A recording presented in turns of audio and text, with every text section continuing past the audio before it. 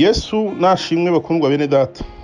Uyu munsi ngiye muganira biciye kuri channel Saveur Divine, nitwa Bagabo Joseph. Ndifuza rero ko dusoma ijambo ry'Imana rimwe mu gitabo cy'aba Filipi ibice 4 umurongo wa 9. Ariko turaza kongeraho n'ibice 2 bya Timoteyo wa kabiri umurongo wa 1 n'uwa 2. Kaduhere mu Filipi ibice 4 umurongo wa 9. Hari amagambo avuga ngo ibyo nabigishije, ibyo nababwirije, ibyo mwanyumvanye, nibyo mwambonanye, aba ari byo mukora. Nibwo Imana itanga amahoro izabana namwe. Ibyo nabigishije, ibyo nababwirije, ibyo mwanyumvanye, nibyo mwambonanye, aba ari byo mukora. Nibwo Imana itanga amahoro izabana namwe. Timoteyo wa kabiri ibice 2 umurongo wa 1 hakavuga ngo nuko rero mwana wanjye ukomerere mu buntu bubonerwa muri Kristo Yesu. Kandi ibyo wanyumvanye imbere y'abahamya benshi ubimenyesha abantu bo kwizerwa bashobora kubyigisha abandi. Aya ni amagambo Paulo yandikiye Abafilipi arahindukira na Timoteyo. Mu Bafilipi ho abandikira yabashishikariza ko ibyo yabigishije, n'ibyo yababwirije, n'ibyo bamwumvanye, n'ibyo bamubonanye ari byo bakwiriye gukora.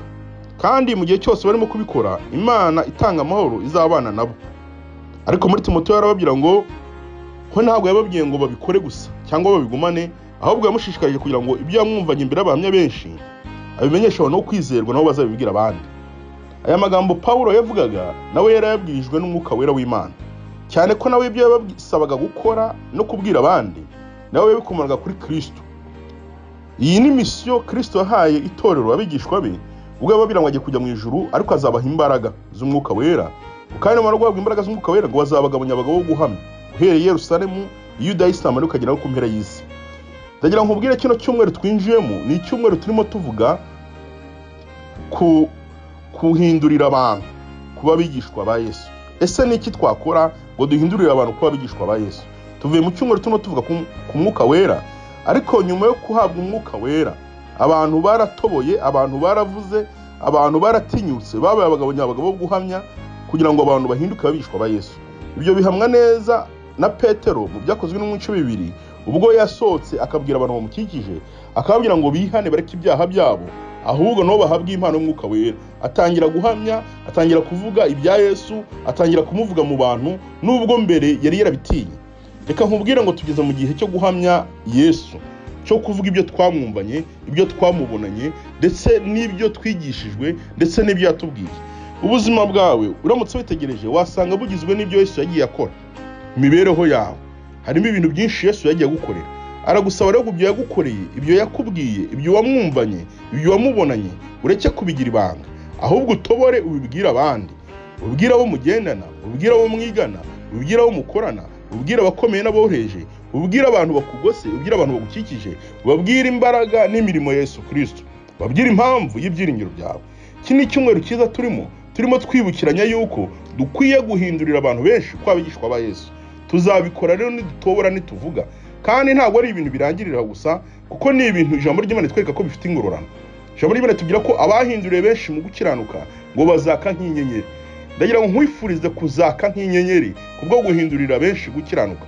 Iyi ni ingororano ikomeye Satani arwanya, kuko azi ikintu kivamo.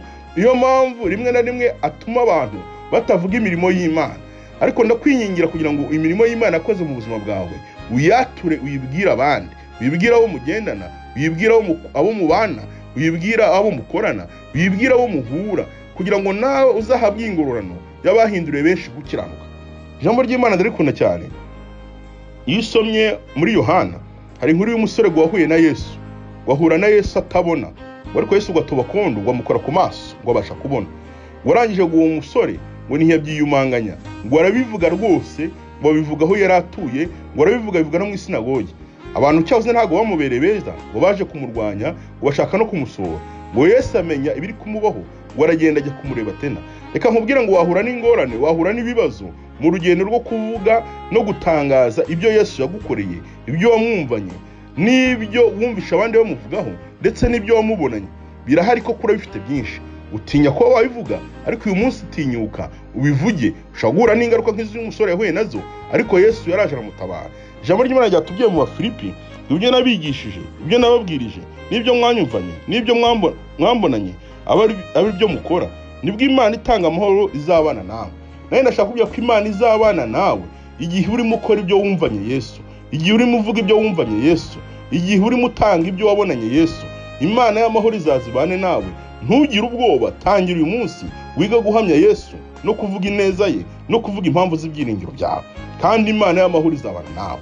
Reka tugusengera Imana, natwe twisengera.